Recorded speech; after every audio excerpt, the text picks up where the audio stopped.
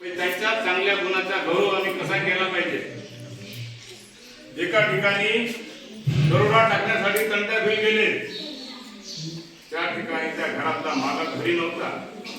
एक रुपवान बाई समोर येते, तिच्या अंगावर सोनं चांदी खूप मोठे दागिने असतात, परंतु चारित्र्यवान माणसं कशी असतात, प्रामाणिक माणसं कशी असतात, जे बिरसामध्ये आम्हाला पाहायला मिळतं, जे तंटाभिलामध्ये आम्हाला पाहायला मिळतं, त्या तंटाभिलाने त्या बाईच्या अंगालाही हात लावला नाही, दागिन्याला तर सोडा हात लावला नाही। त्याला चारित्र्य म्हणतात। जसा आला तसं तंटाभिल त्या दारातून परत गेले आणि चारित्र्य काय असते, सन्मान काय असतो, सन्मान काय असतो याचं उदाहरण त्यांनी आपल्याला दिलं। छत्रपती शिवाजी महाराजांचा इतिहास सांगितलं जातं की त्यांनी शाहिस्तेखानाची बोटे तोडली। बिरसा मुंडाची जयंती जरी असली तरी महापुरुषाच्या संबंधीचा हा इतिहास आम्हाला समजला नाही। शाहिस्तेखानाचे बोटे लाल महालामध्ये तोडली आणि त्याच वेळी बहीण शाहिस्तेखानाची बहीण काय त्या लाल महालामध्ये सगळं कुटुंब सगळे नाते बोलते होते आणि त्यावेळी त्यांची बहीण येते शाहिस्तेखानाकडे आणि सांगते की माझी मुलगी हरवली। कदाचित शिवाजी महाराजांच्या सैन्याने पळून तर नेली नाही ना, पण त्यावेळी शाहिस्तेखानाच्या संबंधाने विश्वास, शाहिस्तेखानाचा विश्वास शिवाजी महाराजांवर होता। तेव्हा शाहिस्तेखान आपल्या बहिणीला सांगतो की फिक्र मत कर, लडकी वापस आली। माझा शिवाजी महाराज आणि त्यांच्या मावळ्यावर विश्वास आहे की अशा कुठल्याही पद्धतीचं काम शिवाजी महाराजांचे मावळे करणार नाही, शिवाजी महाराज करणार नाही। आणि खरोखर मुलगी काय असते, घरात होते। म्हणजे हा विश्वास आमचा शत्रू जरी असेल तरी आमच्या शत्रूच्या संबंधीचा विश्वास आमच्यामध्ये असला पाहिजे, अशा पद्धतीची भावना त्यावेळी त्यांचे म्हणून आपल्याला आहे। म्हणजे या इतिहासातून आम्हाला खूप काही शिकण्यासारख्या गोष्टी ज्या आहेत त्या आम्ही निश्चितच मांडण्याचं काम केलं पाहिजे। म्हणून आम्ही आता तुमच्यामध्ये बोलायला म्हटलं तर कुणीही बोलायला समोर येत नाही, आमच्यामध्ये कमीपणाची भावना आहे, मला बोलता येत नाही। तुम्हाला म्हणून एक मुद्दाम उदाहरण सांगेल। एक तुमच्या सारखा मुलगा बोलण्यामध्ये बोबडा होता, तोत्रा होता, त्याला अशा कार्यक्रमामध्ये बोलवण्यासाठी समोर बोलवलं, पण मुलं हसायला लागली। त्याने त्याच वेळेस संकल्प केला, जगातला खूप मोठा वक्ता भविष्यामध्ये झालेला आहे, त्याला बोलवलं, त्या ठिकाणी त्याचा अपमान झाला, परंतु त्यांनी त्यावेळी ठरवलं की मी चांगल्याचा चांगला वक्ता होईल। त्याने प्रयत्न केले। काय प्रयत्न केले? गारगोट्या ज्या असतात त्या गारगोट्या तोंडामध्ये घ्यायचा, पहाडावर चढायचा, तिथून मोठमोठ्याने बोलायचं। आरशासमोर उभं राहून गारगोट्या असल्यामुळे बोबडेपणा, तोत्रेपणा कमी होतो, त्या पद्धतीने तो सराव करत गेला। आणि मित्र हो, काही कालांतराने थोडं थोडं बोलायला लागला। त्यांनी बोलण्याचा उपक्रम बंद पडू दिला नाही, कार्यक्रमामध्ये सहभाग घ्यायला लागला। परंतु त्यावेळी त्या ठिकाणी त्याचं वाचा आता तुम्हाला माहीतच नाही अशा पद्धतीचं तुमच्याकडनं जेव्हा प्रश्न उपस्थित झाला की माहिती नाहीये, तेव्हा त्यालाही काही माहित नव्हतं, म्हणून त्याने वाचनाला सुरुवात केली। वाचन करत असताना मन लागत नव्हतं, तर तुमचंही मन लागत नाही अभ्यासात, इकडे तिकडे भरकटत राहतं, त्या पद्धतीने त्याचंही होतं। तेव्हा त्याने एका जागेवर बसताना म्हणून काय केलं, स्वतःच टकलं करून घेतलं, साईडची अशी केस कापली, म्हणजे मुलं हसले म्हणजे आपण किमान एका जागेवर तरी ते मी माझ्या मनचं सांगत नाही, हा इतिहास आहे, मी ज्याचं नाव सांगणार आहे त्यात तुम्ही कुठेही पहा, युट्यूबवर पहा, पुस्तकात पहा। आणि त्यानंतर तो एका जागेवर मुलं हसायला लागले म्हणून तो वाचायला लागला आणि वाचत असताना त्याच्याकडे बऱ्यापैकी ज्ञान आलं।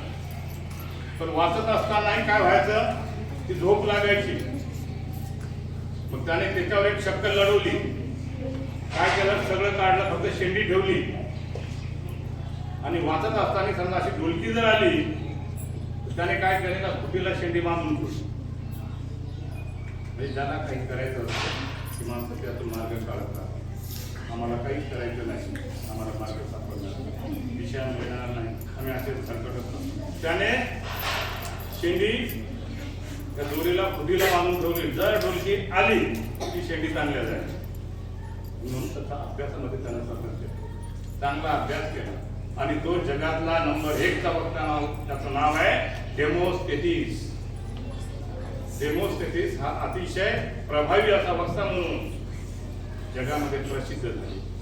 ही उदाहरणं तुम्हाला याच्यासाठी सांगितली की त्याच्यामधून आम्हाला इतिहास आमचा कळाला.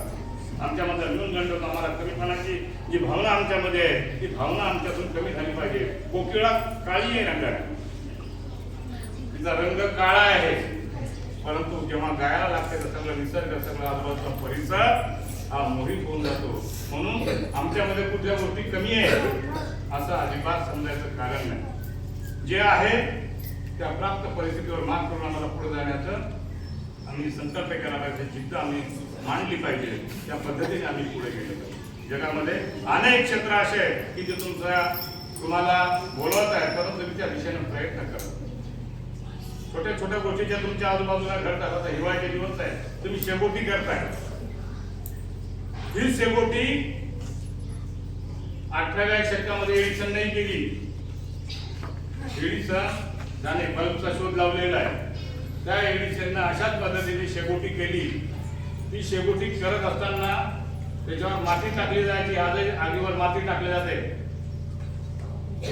आणि माती काढली की पुन्हा त्याच्या खाली निखारा असतो.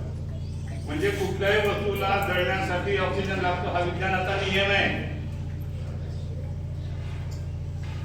त्याच पद्धतीने त्या निखाऱ्याला जळण्यासाठी ऑक्सिजन लागतो, परंतु झाकल्यानंतर तो निखारा जिवंत आहे, म्हणजे निखारा आहे.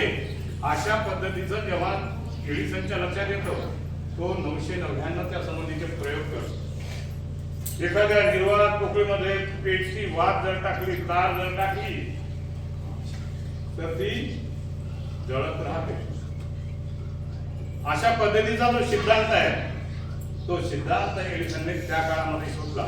999 प्रयोग केल्याच्या नंतर 1000व्या प्रयोगाला बल्बचा शोध लागला आणि ज्या बल्बच्या माध्यमातून तुम्ही आम्ही म्हणजे सगळं जग प्रकाशमान झाले.